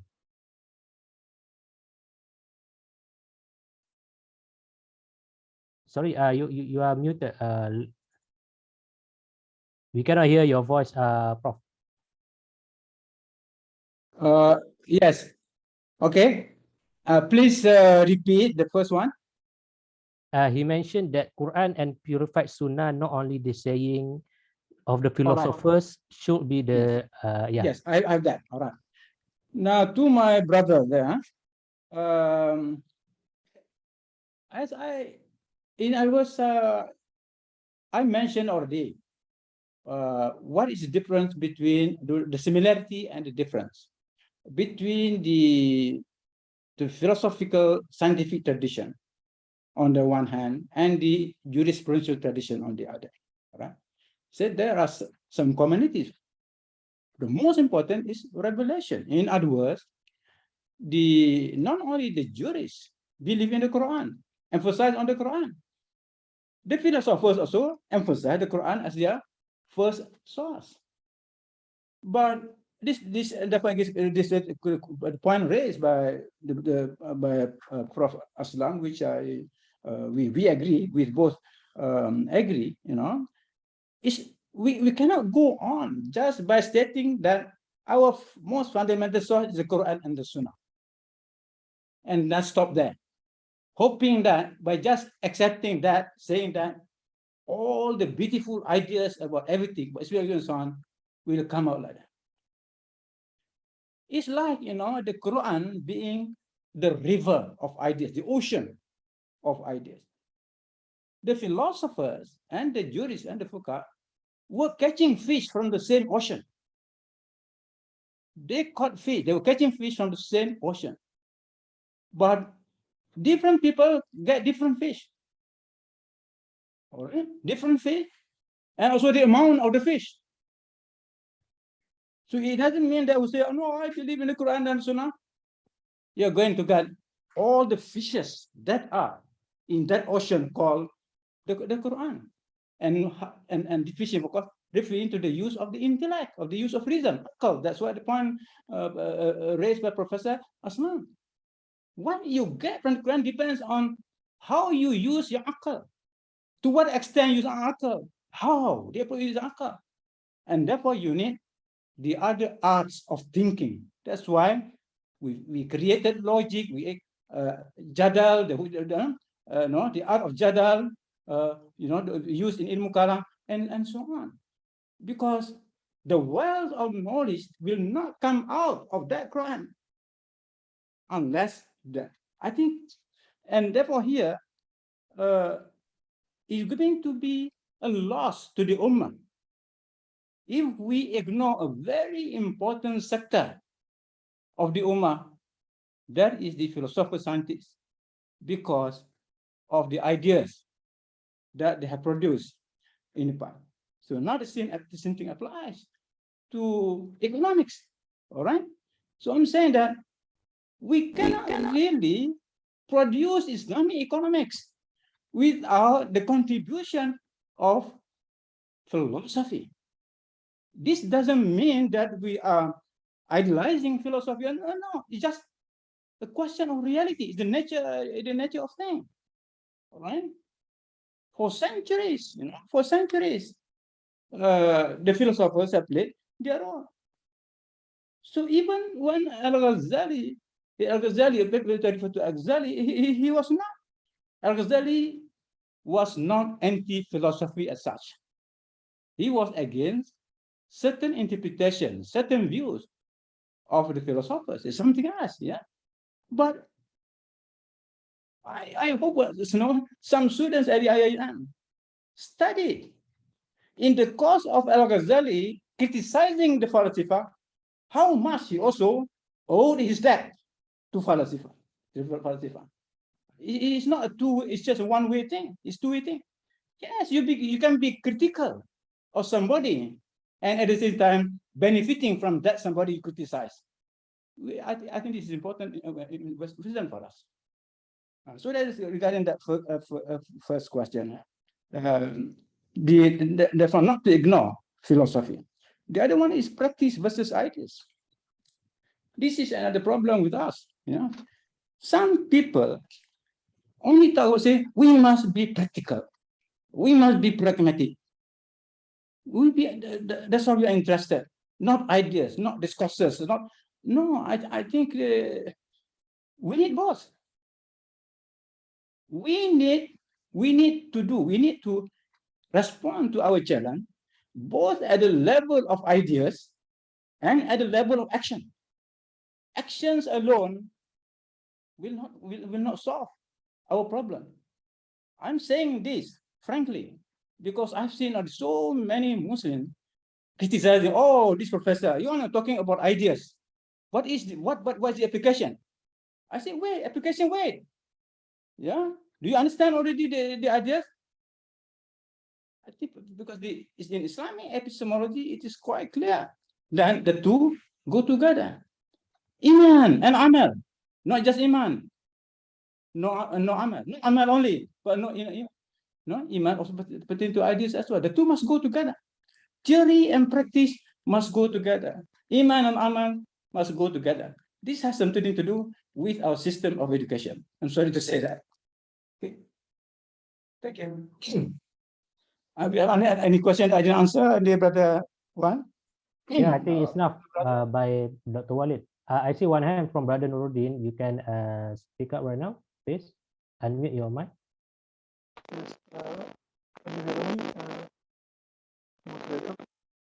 Sorry, we cannot hear you well. There is some kind of disturbance. Yeah. Can you hear me? No, there is some noise happening in your mic. Okay. Can you just put it in your chat? No, we cannot hear you. I think you can just put in the chat box. Yeah. In the meantime, Prof, I will read one of the responses given by one of the lecturers in economics. He mentioned that based on our discussion today, the combined ilmi and fiqhi dimensions of economics are not given enough attention in our studies of curriculum. How do we create the next generation of scholars or our students at IUM when the current trend is very much toward the Islamization of financial products and so on? Okay, yes. Yes, question of kind of dichotomy. Again, because this point was raised, and I wanted to respond to Professor Aslam, but it is related to this question raised. Maybe what I do in the Prof Aslam, I will just answer together the concern you raised with this question of the two traditions coexisting, occasionally interacting. Maybe I have a different perspective on this. Maybe even with Prof Aslam, we have to discuss with Professor Aslam also later on. Now, when I raise the question, can there be a unified theory? A unified theory that will unite the two traditions. I'm looking for theory here. So if we can arrive at that comprehensive theory that comprehends the two traditions, that does not mean that the two traditions are going away. You know, yeah. Because my own understanding is that the two traditions will go on. The two traditions will go on forever, based on one of the differences that I mentioned earlier. That's about the focus of the two, which deals with both what is available in the Quran. In other words, the Quran introduced two positions, which to cut short there, one is the ummatic commitment, the specific commitment to the al-mu'minu, to the believers, to the ummah, not the whole of humanity. So there's a lot there. There's a lot of things to do, even with economics, that are meant just for the Muslim community. That is our immediate concern. And in other words, the immediate concern is to be addressed by the fuqaha, or by the, not the fuqaha, of course, but also the by the usuliyun, the scholars of usul, of the aqidah, what Brother Mayudi mentioned. But anyway, whatever their functions, whatever their profession, their concern is the ummah. The ummah. So that is in the Quran. In the Quran, there are more than 80 verses beginning with Ya ayyuhalladhina aman. Each verse that addresses Ya ayyuhalladhina is concerned with a particular agenda of the ummah. This is, of course, this is a major work that needs to be done here. There are different messages from Allah subhanahu wa ta'ala to the community of the believers regarding what we need to do, collectively speaking. But as I said, the philosopher scientists, they have a universal perspective at issues and their concern.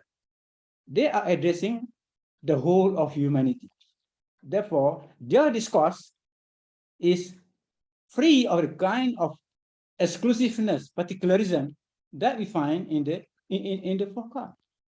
So precisely because these two perspectives exist in the Quran, they are going to be there until the end of time. So the two perspectives in practice, in the form of tradition, will continue this year. Each tradition has its own up and down. Yeah, the Fuqaha tradition is up and down, the philosophy up and down. But viewed from the perspective of history, throughout history until the end of time, it can very well in the 21st century, all right? Each tradition will flourish, a revival of its tradition. Therefore, there's be more interactive debates, discourse between the two traditions. Certainly, here and Professor Aslam agree on this. Yeah. In other words, at the moment, there's much to be said about each position. Neither tradition is doing well. But it is possible through the right kind of education, through activism, inshallah, both traditions will become stronger and more enlightened, of course, on what the real meaning of the Sharia, more enlightened on what faith is, on all that. Yeah, I think and also there will be more individuals who will be happy, who feel comfortably in both traditions.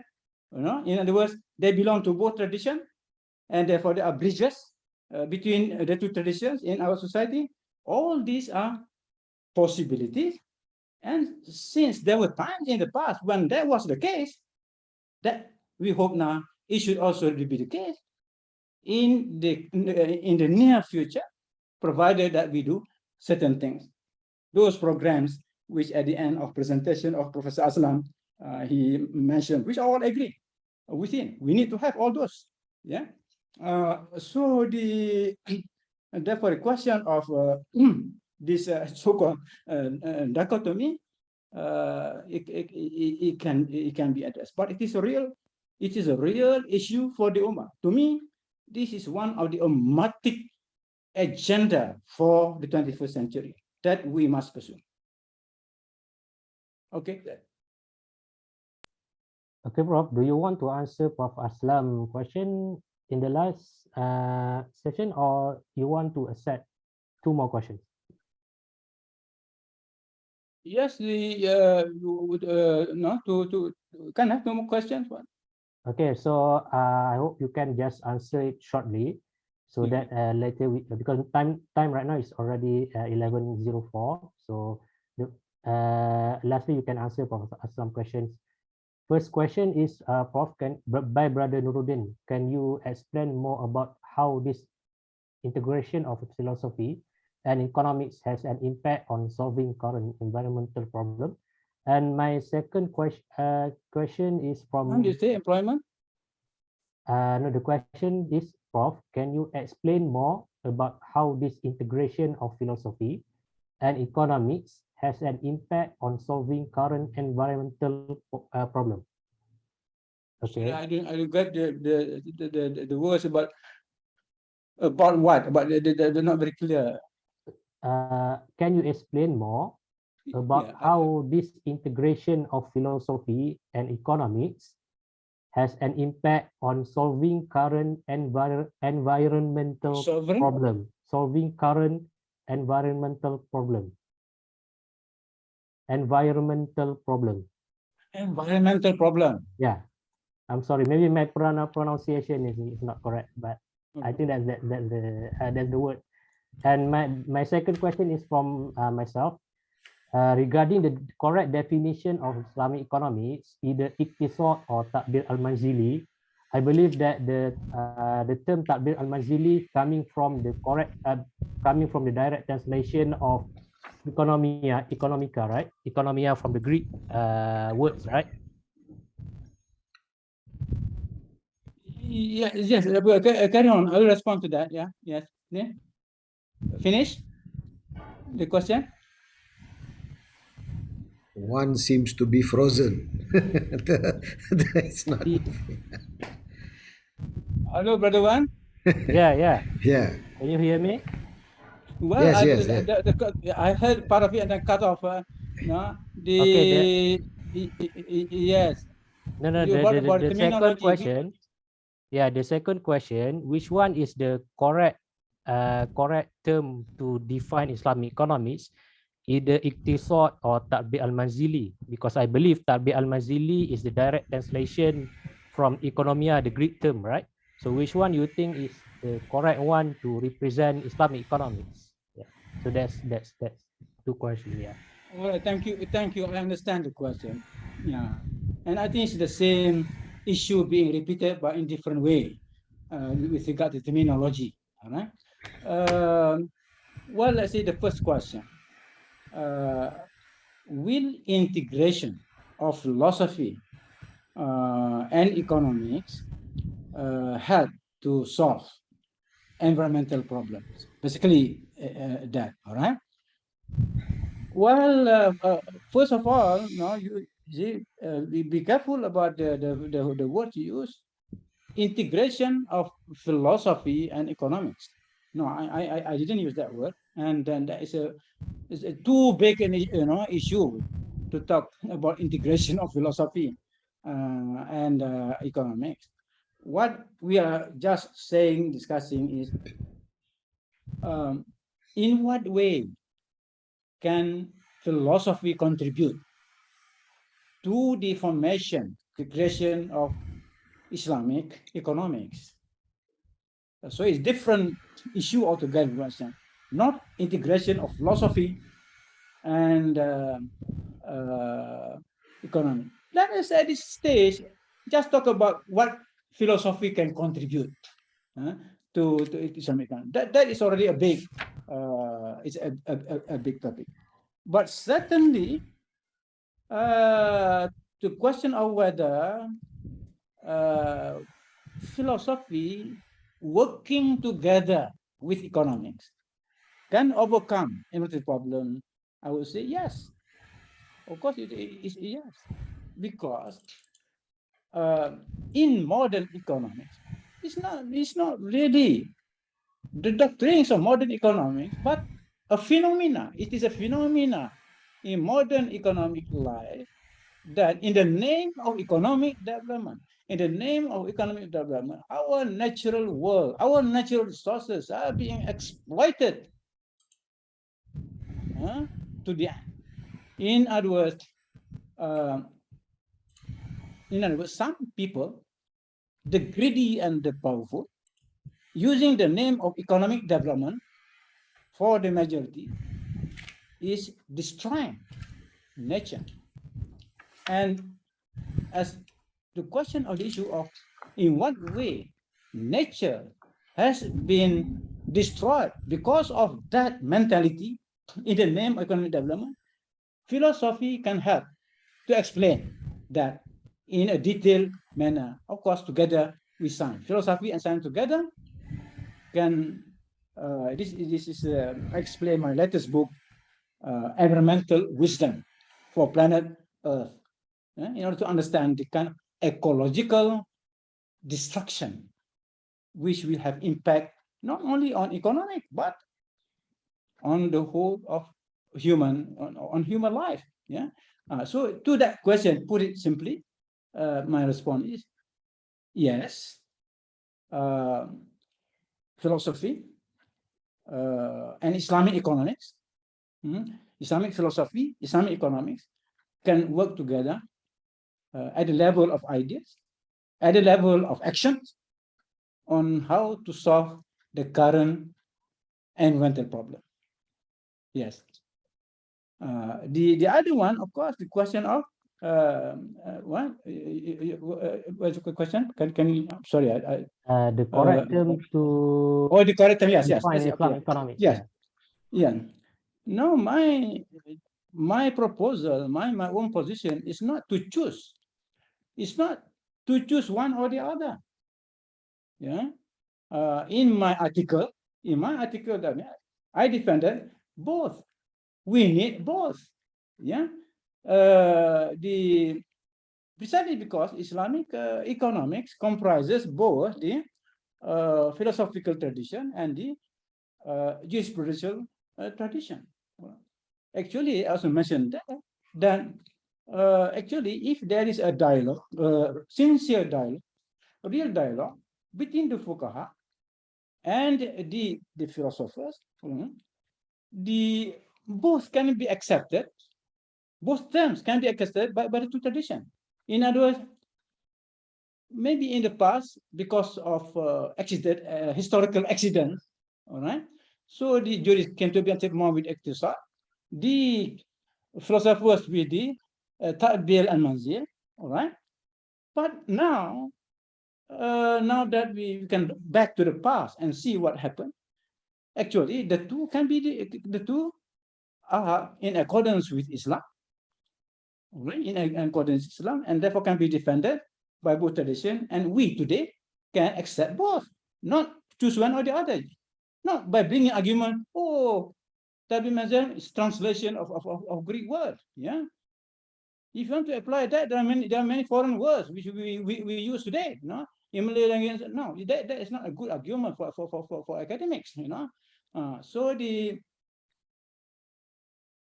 Ta'bil al-Manzil, household management, or I would even say household governance. If I translate the word Ta'bil as governance, which is acceptable. So household governance begins at home. Now, yes, the word it was correct historically, all right. The word, the term Tadbir al-Manzil was translated by Baitul Hikmah, the Dewan Bahasa of that time, right? No, and certainly Al-Kindi was involved in that because he translated that, the Greek one, into this it's very interesting. The word used was oikonomos, from which the word economy is derived.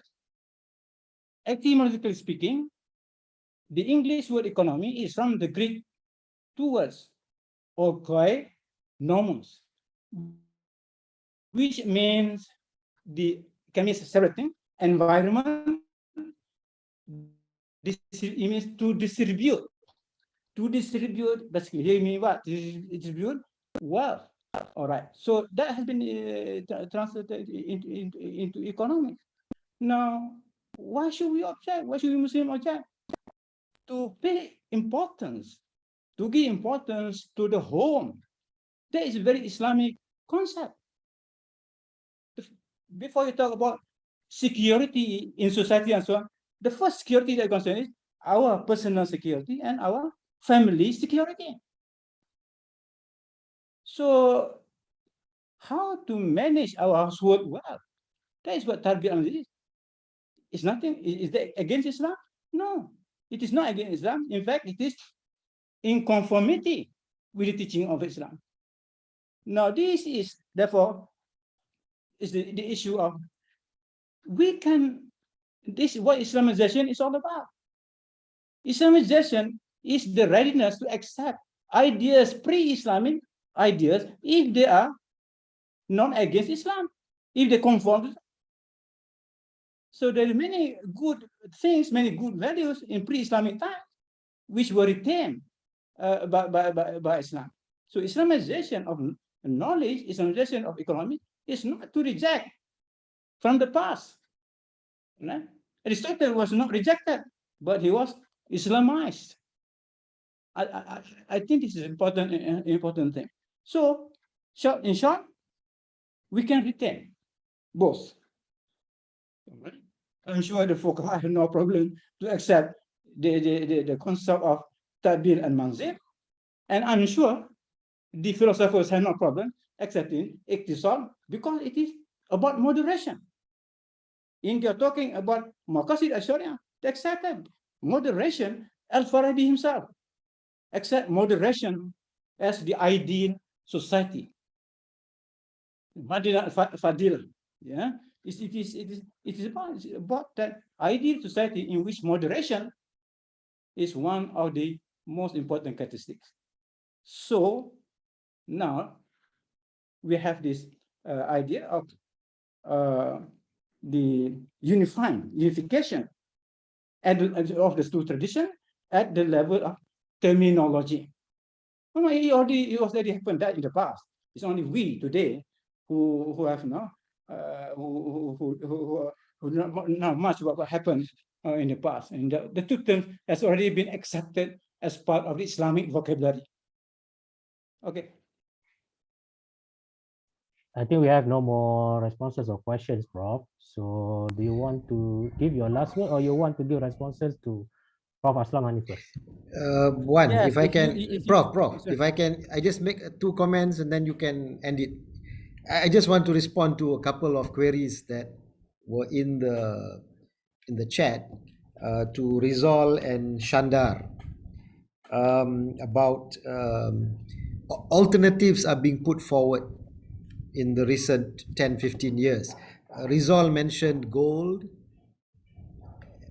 as money, and then Shandar was talking about some of the developments that have taken place in behavioral economics and so on. I mean, my only point is the idea of today's session is about how philosophy can contribute to economics and the relationship between the two. I just, and Prof. Osman may correct me, if I got this wrong. There are different understandings of philosophy, right? And mine is, I have to admit, limited reading and a lot of internet search. So I go through internet. Philosophy can be an academic discipline where you go and study and do something in philosophy, yeah, and do those different things. Philosophy can also be presented as a worldview. It comes, it presents and brings that worldview. And thirdly, philosophy as a study or inquiry that has this critical mode. Now, I don't want to talk about the first two, but as a third one, I would just like to tell Rizal and Shandar, yes, we have all these alternatives that are being put forward, criticizing mainstream neoclassical economics. Okay, while we can be happy that there are these alternatives being put forward, but I think we also have to apply a critical view towards these alternatives as well, because sometimes these alternatives have those foundations that Prof. Osman was talking about that are also not acceptable from an Islamic perspective. So we need to be equally critical of mainstream, critical of these alternatives, and I would even say critical even of our own historical writers' views, because sometimes what they say may not be applicable. So the idea of philosophy as a critical inquiry, I think, is very, very important in trying to develop Islamic economics. And to Nuruddin, can philosophy and economics help to solve environmental problem? Prof. Osman, my way of saying it is, it can, provided you understand it correctly, right? Because you can also develop an economics that destroys the planet. Yeah. So similarly, somebody could develop an Islamic view which says it's okay to, well, I don't know whether it's an Islamic view, but certainly it is a view today that nature is an object, and you can utilize it as you deem fit, blah blah blah. So philosophy can help, provided you interpret it and present it and develop your discipline in an ethical and moral way. Wallahu alam.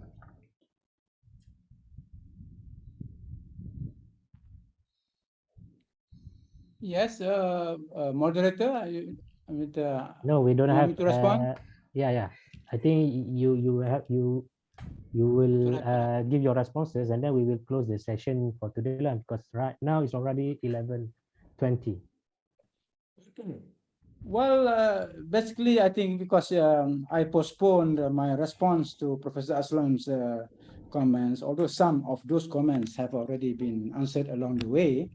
But before that, the immediate thing just now, yes, Professor Aslam is correct. I mean, the word philosophy has many meaning, or has many meaning,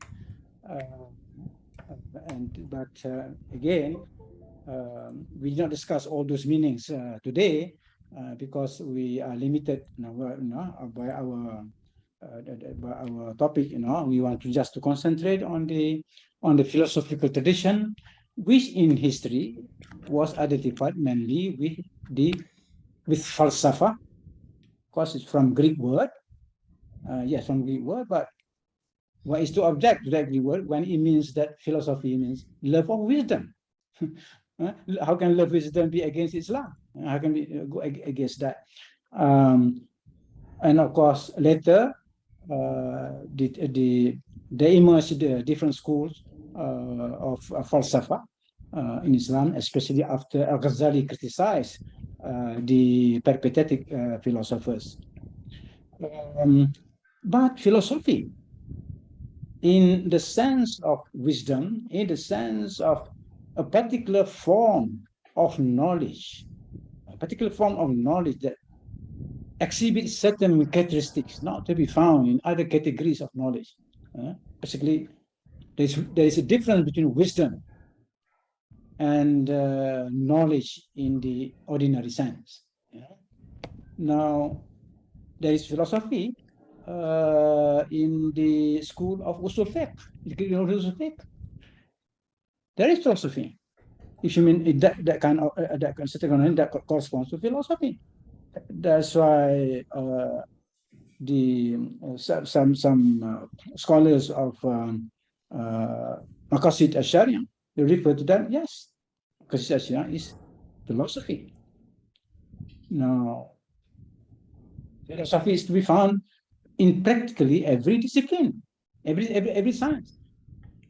Yeah, those who are against philosophy, actually, when they study economics in the university, they were studying some of the content is philosophy.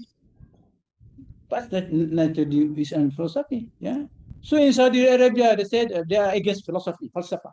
So they ban Islamic philosophy.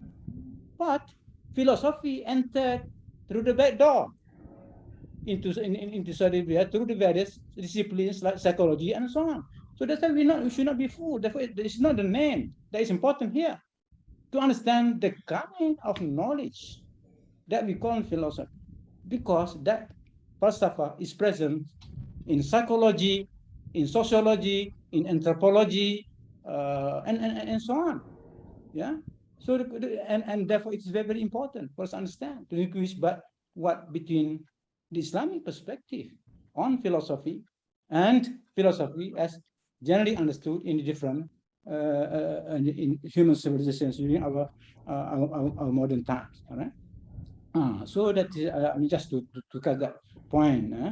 And therefore, as far as I'm concerned, even within the Islamic perspective, there are so many different meanings. There are many different meanings of philosophy. Right? And because philosophy does not only refer to the form of knowledge, but also to a kind of attitude. In other words, is there such a thing as philosophical attitude? Well, one of the answer is yes. So one Professor Aslam referred to be able to be critical. So in other words, philosophy as an attitude is a kind of attitude that is critical, not easily, accept. People and say, yeah, mention something we accept without critical examining. So and I suppose the Muslim mind in general is supposed to be critical. If we understand the Quran well, yeah, if you understand the Quran well, then we'll appreciate what I mean being critical. Philosophy can mean a way of organizing ideas. Yes, there's also important philosophy. So philosophy will help PhD students who have not yet presented their proposal, how to write a good proposal. I'm saying philosophy can help. Philosophy, I mean, philosophy which subscribe to certain ways of knowing, of appreciating things, can be very helpful in organizing our ideas, mainly through logic. Yeah. Nowadays, many people, many students, many Muslims don't really understand what is meant by definition. Definition, a very important component of Islamic intellectual culture. But this in one area where many students don't know how to define things. All right, I just finished with that. Just I think going back to the response by Professor Aslam, thank you very much. I think on the whole we are on the same wavelength, no? But first, the question of I noted down here. There's no feel the problem of that we lack philosophers. We lack philosophers of economics. We lack historians of Islamic economics. Stat doesn't have it. The other faculties don't have it. Therefore, I agree. I agree with him. Let us do something now at a modest level. It's a good thing that this Institute of Center for Islamic Economics, Friends of Center for Economics, and Islamic Civilization doing this kind of thing. I mean, I think it is a very good thing. It is maybe a small thing, but to me, it's a good beginning. After this, let us come up with we do a follow up to this event. Maybe we can will it in somewhere. Now, I've told you that here, philosophy helps to think critically. Yes, we already touched that. It is very, very important. Now, the Islamic input to the four components of the economics as a science. This is an area where we can work together. The chair I'm holding is Al-Ghazali Chair of Epistemology and Civilization Studies and Renewal. I would love to have a seminar, to have a joint research project, on this, to look the four areas, especially in the area of the foundational assumptions. Yesterday, I don't know whether I have time to mention this because sometime in 2007, I attended a small group of thinkers in Japan, looking at to review the foundational assumptions, many of natural science, but also social science. One of the members, the leader of the group, is Elizabeth Suturi, a biologist turned economist who is now University of Hawaii. And, my good friend, she now and great appreciation. She's appreciate Islamic economics. I think Professor Aslam and others can I'm ready to introduce her, Elizabeth Suturi. So we were there in Japan. Now, in the case of natural science, which by analogy to economics, 1/3 of the foundation assumptions are out of date. Out of date in the sense that they do not correspond to the frontiers of knowledge, to the latest about knowledge. So therefore, I said those assumptions must be rejected. Right? Now, the other 1/3, just roughly, the other 1/3 can be retained. The other 1/3 needs to be modified. So she was saying that these things can be applied to economics as well. I think it is a very interesting, very challenging task to look at all these assumptions. But a group research can do that. A group research team, we can examine. First of all, we have to identify what are these foundational assumptions in modern economics, and then subject them to critical analysis in the light of Islamic principle. That will be a very, very good thing, inshallah. That applies, yeah. But I agree with Prof. Aslam. Yes, we need to go forward on that. It is, of course, it is a major challenge. But the major challenge that was emphasized by Professor Aslam, we need to somehow stop the dichotomy of the two traditions, which I applied already. I said, in principle, it's nothing wrong to have the two traditions together. And it's very, very practical, to, in the sense that to synthesize the two traditions to become one tradition, but rather improve. Let each tradition improve on itself. Let the two traditions on being more enlightened talk to each other. But what we can have a unified theory. In other words, at the level of ideas, it is possible, perhaps through this discourse on Maqasid al-Sharia. We are still developing things. Maybe we can come up with that unified theory of the two traditions while the two traditions continue to exist. But fully understanding the role and function of each other. I think basically that Prof. Aslam, the others have been touched in the other responses.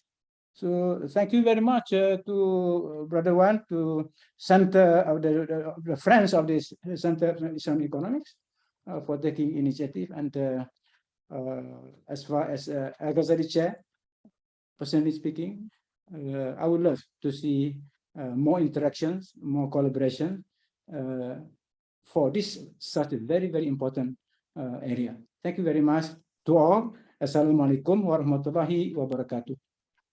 Waalaikumsalam warahmatullahi wabarakatuh. Thank you very much, Prof, for your willingness to come and share your vast knowledge of Islamic philosophy with us. And also thank you to other respondents, especially Professor Dr. Muhammad Aslam Haneef, and those who asked questions too. Thank you very much. To Director of CIE, Dr. Mustafa Muhammad, but he cannot come today. And also to all of the members of Friends of Center for Islamic Economics. Now we already reached our last session. So we will close our session today. Before we close our session, let's take some pictures all together. Please, to all participants and audience, please open up your camera for the photo shoot session.